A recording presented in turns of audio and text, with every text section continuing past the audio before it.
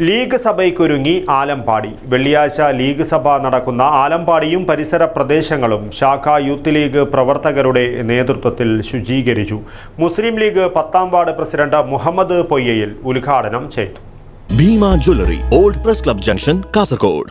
മുസ്ലിം ലീഗ് കാസർഗോഡ് ജില്ലയിലെ മുഴുവൻ വാർഡ് ശാഖകളിലും സംഘടിപ്പിക്കുന്ന ലീഗ് സഭ ചെങ്കള പഞ്ചായത്ത് 10-ാം വാർഡ് ആലമ്പാടിയിൽ വെള്ളിയാഴ്ച വിപുലമായ പരിപാടികളോടെ നടക്കും. യൂത്ത് ലീഗ് സംഗമം, MSF സംഗമം, വനിതാ ലീഗ് സംഗമം തുടങ്ങിയ വിവിധ പരിപാടികളോടെ സംഘടിപ്പിക്കുന്ന ലീഗ് സഭയുടെ ഭാഗമായി ആലമ്പാടിയും പരിസര പ്രദേശങ്ങളും ശാഖാ യൂത്ത് ലീഗ് പ്രവർത്തകരുടെ നേതൃത്വത്തിൽ ശുചീകരിച്ചു. മുസ്ലിം ലീഗ് 10-ാം വാർഡ് പ്രസിഡന്റ് മുഹമ്മദ് പൊയ്യയിൽ ഉദ്ഘാടനം ചെയ്തു.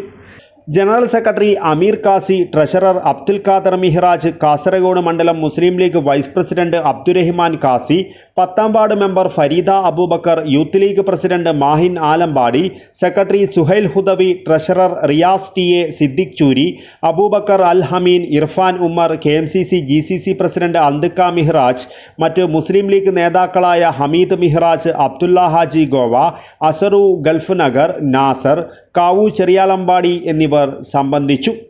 News bureau, Kasaragod.